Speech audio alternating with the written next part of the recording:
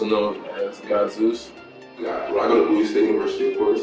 I'm double majoring in government and communications, concentration in broadcast journalism. I guess the title I would give myself is probably forward thinker. I'm a creative consultant. You could call me a Renaissance man, modern day, because I dip and dabble in everything. Being a Nigerian American is probably one of the funniest things I feel like could happen to anybody. It's just all these mannerisms and traditions and like cultures. It's like when you look at like America, like there's no real sense of culture. But when I think about like my roots and things like that, like it's real. There's like real culture and traditions that like people do, like that's been instilled from like since people were being people. When I actually visited Nigeria, it was such a culture shock that I like. It was just so humbling. Like, how can you put something like that into words? Like, I felt the struggle, like on a serious note. So like ultimately, I want to get back to Nigeria. Like, really, I just want to get back to the world. You know,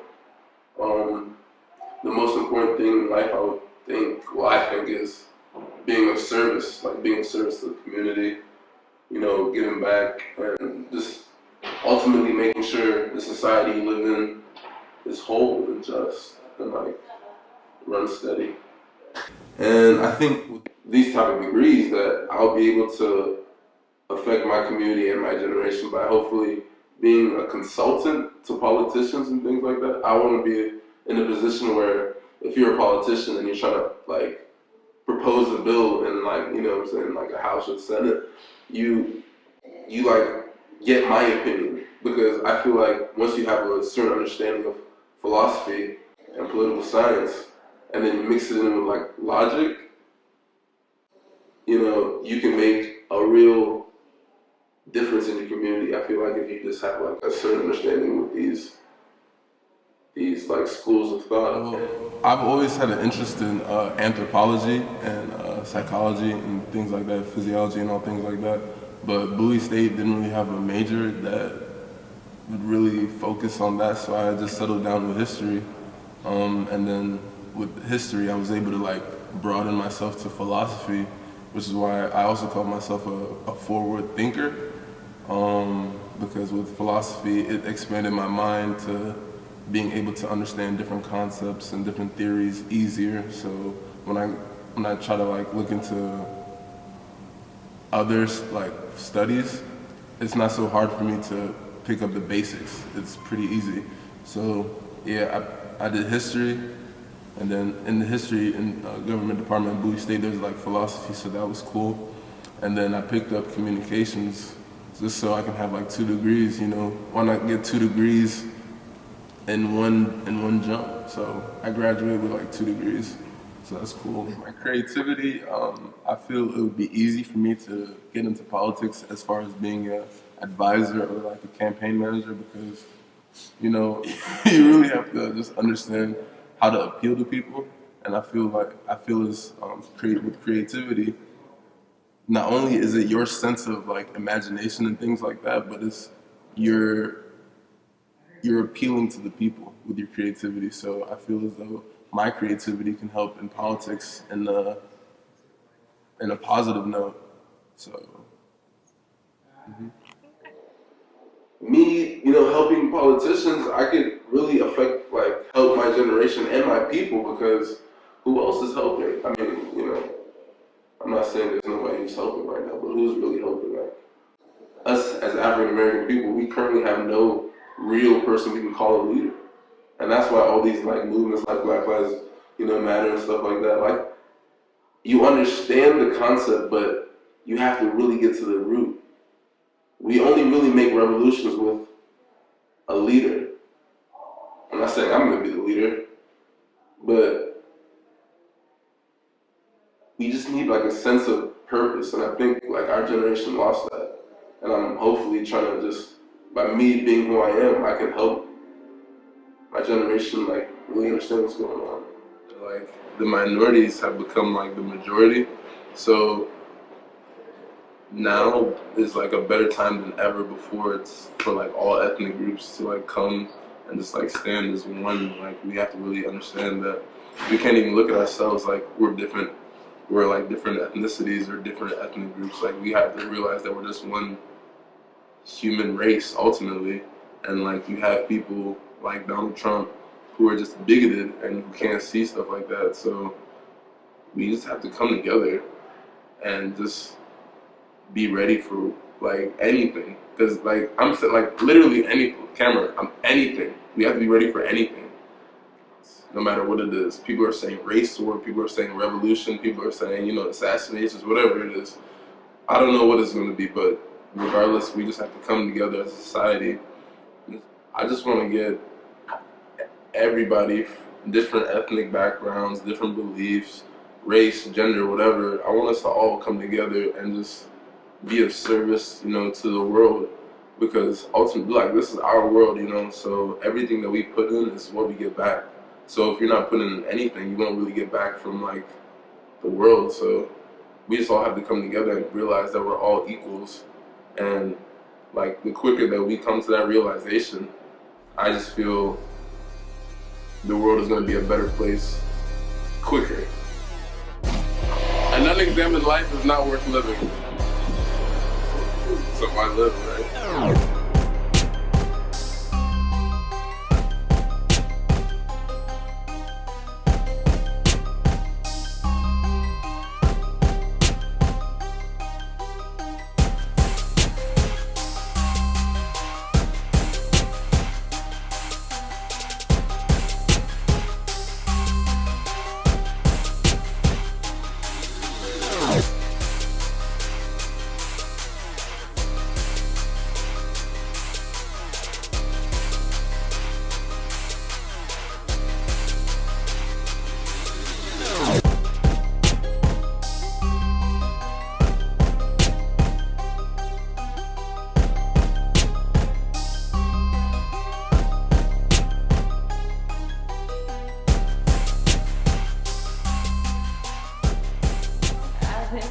In my shoes, do you think about me still?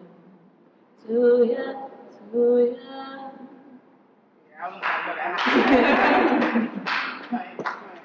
They were great. Absolutely perfect. Oh my goodness. I dabble in everything, you know, the arts, fashion, music, like everything's tied into everything. So I'm a philosopher also, so that helps, you know, connect everything.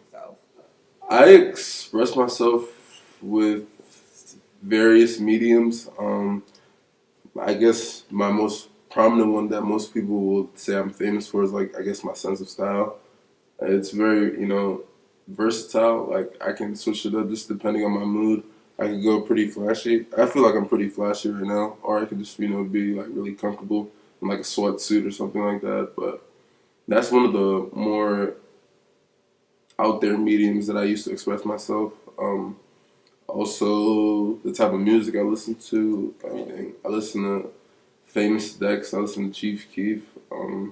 I listen to Mary Jane Girls, Erykah Badu. Yeah, Janet Jackson's on repeat right now. You can't only keep your mind fit, you have to keep your body physically fit as well. So I like to keep my mental health and my physical health, you know, strong and up to par. I use tattoos to express myself just by, you know, different imagery, which I feel represents who I am. Well, originally I just got the Black Panther tattoo because I was like, man, I just want a tattoo. And then I really started like studying, like, wait, like tattoos could have like real meaning to them. So then, like, after I got the Black Panther, I was like, I can't really get a tattoo unless it really, really means something to me.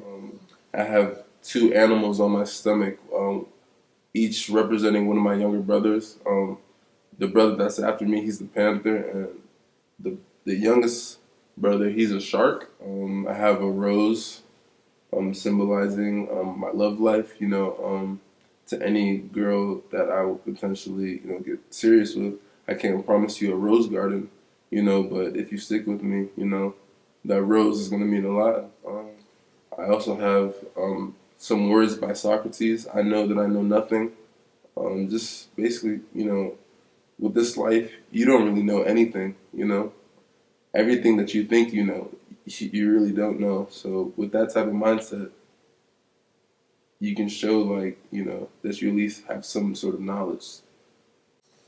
I have a dagger right here with the text righteous, symbolizing that I sacrifice myself to live a righteous lifestyle.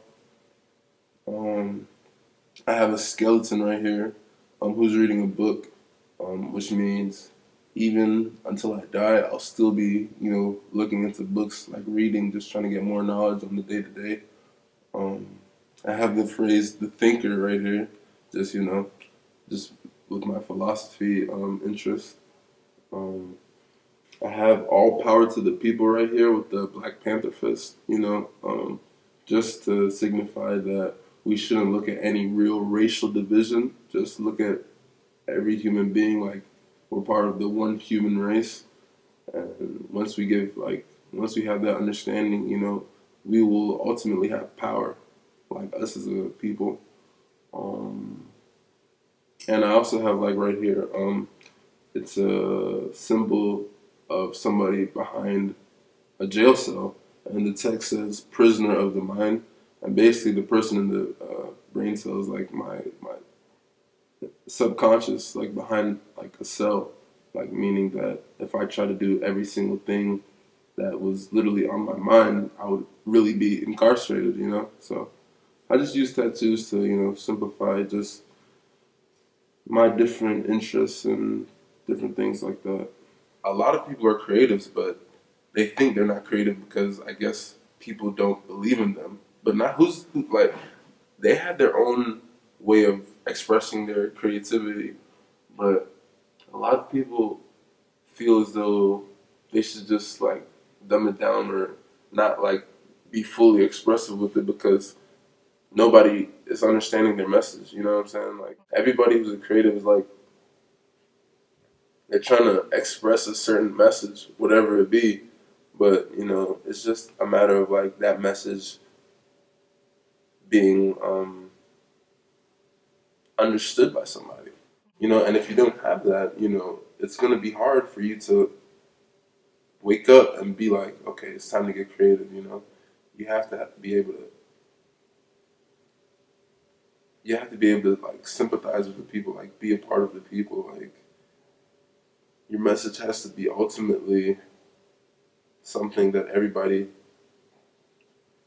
can mutually feel like it's agreeable. Do you know what I'm trying to say? Like your message has to be something that everybody understands.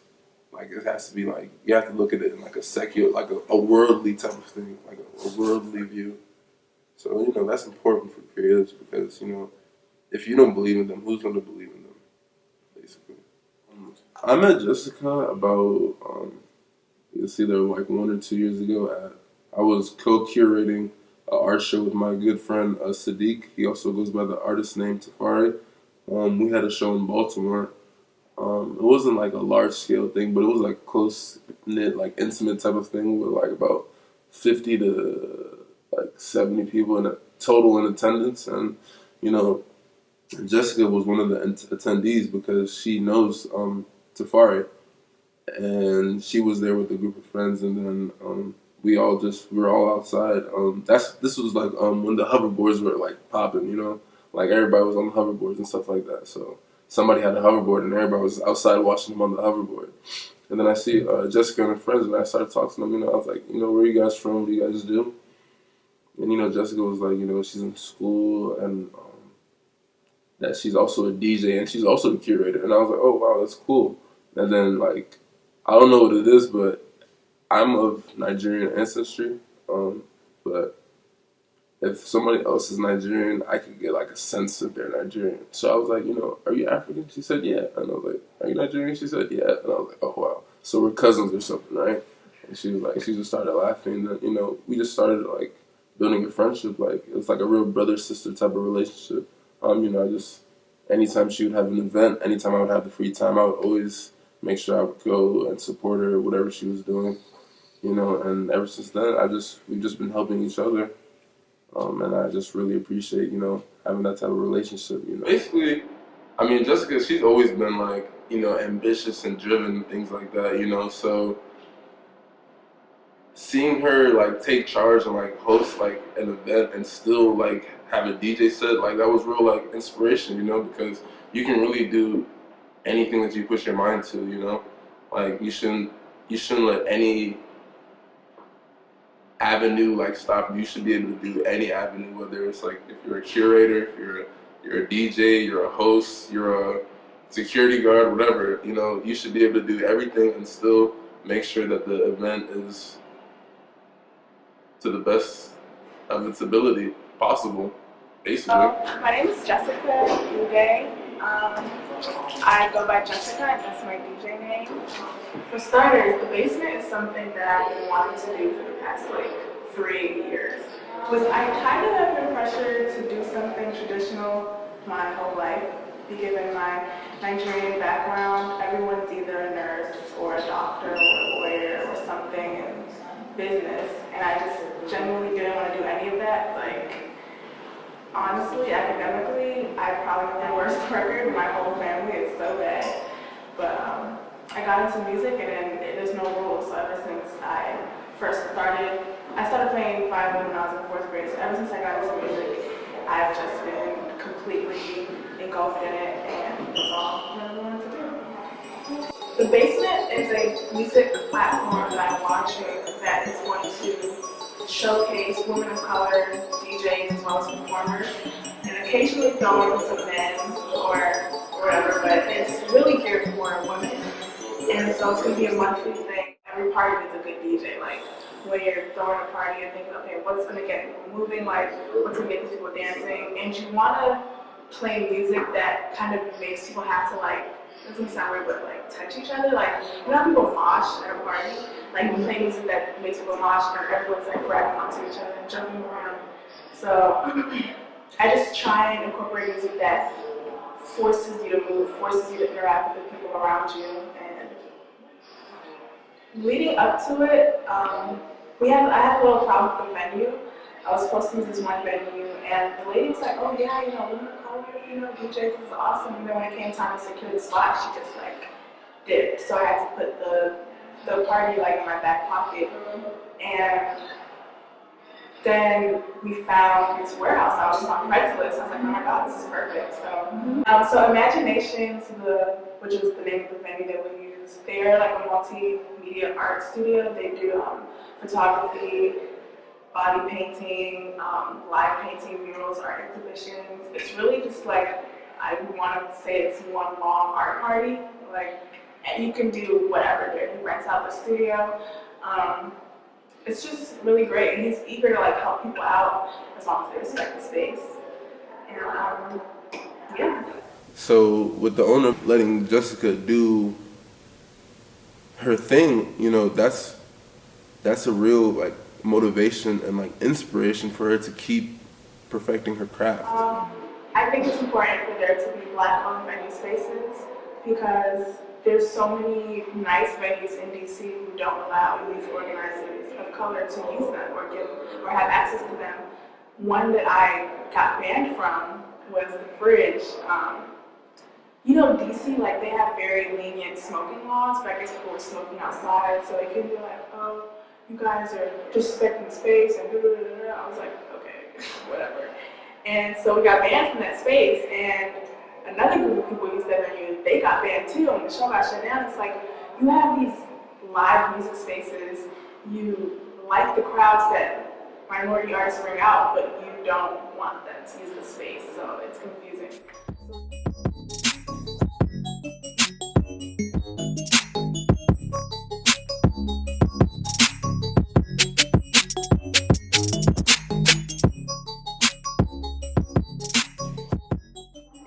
Relatively fast. I planned this event in a week, as opposed to 3 months or 3 years that it's been just sitting in the back of my mind. So it happened really fast. I'm very cool with a lot of DJs and artists in the area, so it's just it was really casual. Hey, do you want to DJ this party that I'm doing? It's da da da da, and that's how we got the lineup.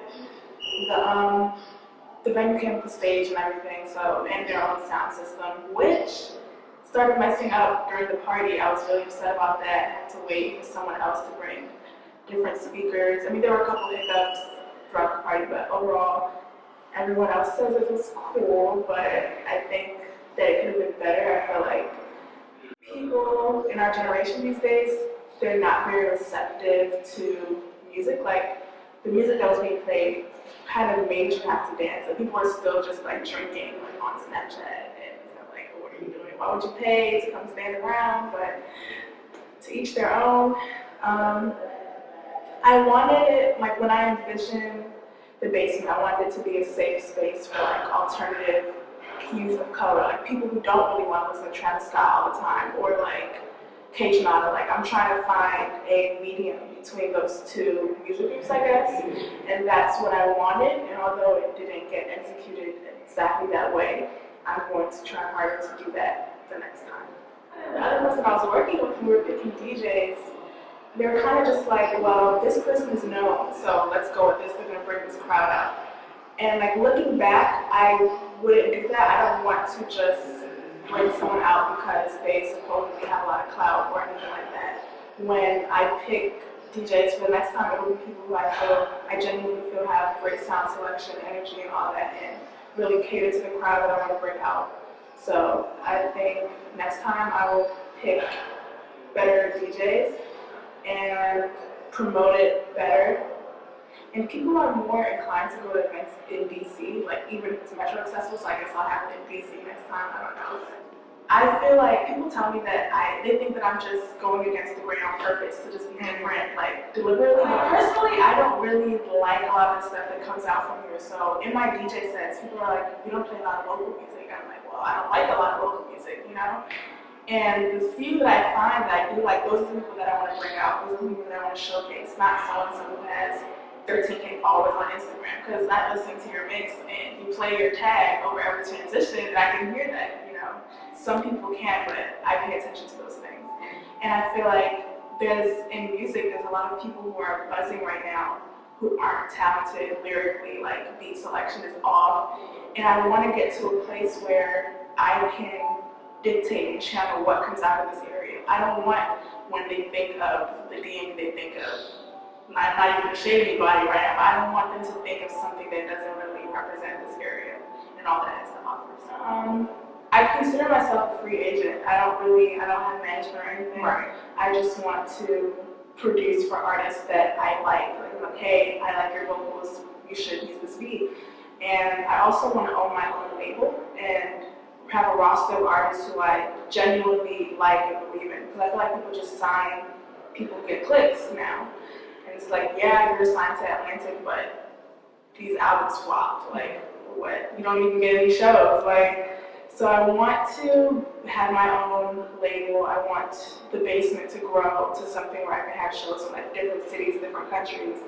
And yeah, it's so crazy that people are telling me like, oh, this party is so lit, and you're on Snapchat. Like, you're recording the party, but you're not dancing or anything. So it's kind of like, it just reminds me how much people get wrapped up in their social media life, that they'll come out and like not participate in something, but get on Twitter and be like, oh my god, that party was this and that. I don't really like that, but I mean, I guess that's kind of the age that we live in, so.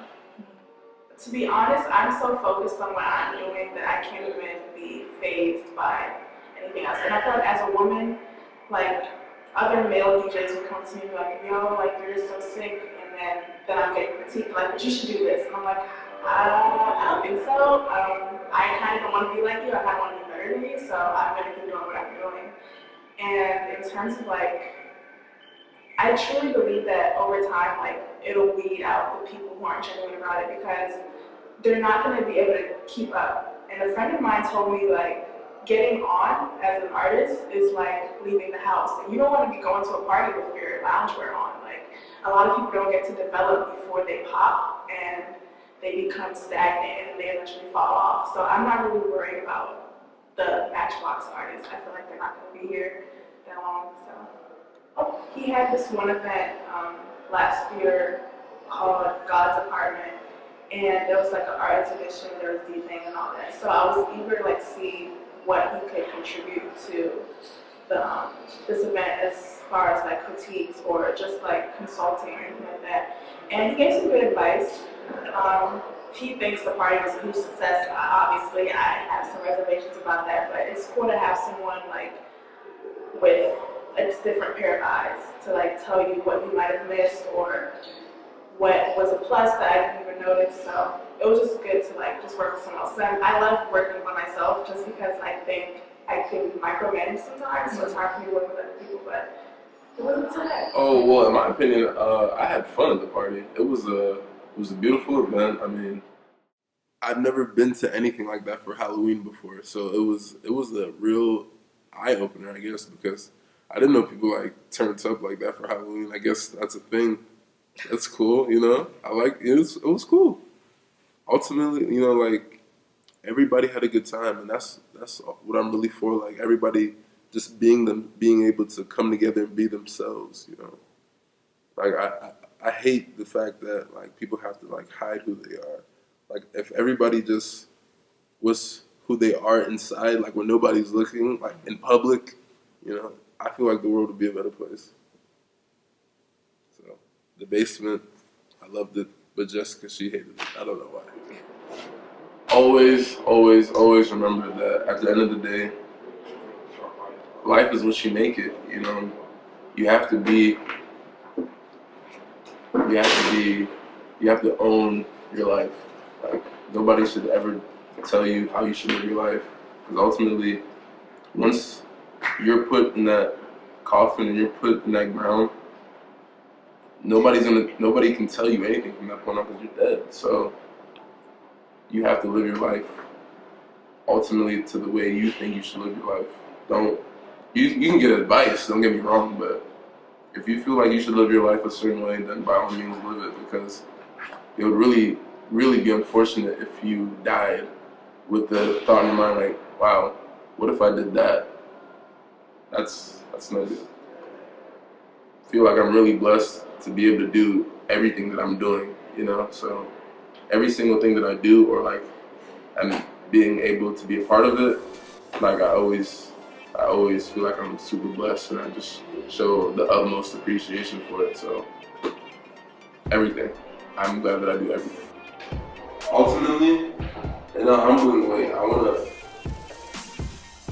know that at least everything that I did in life, they remember me in like history books. Like that's my thing. Like I want to be in the history book, like so I know that I made like the impact on the world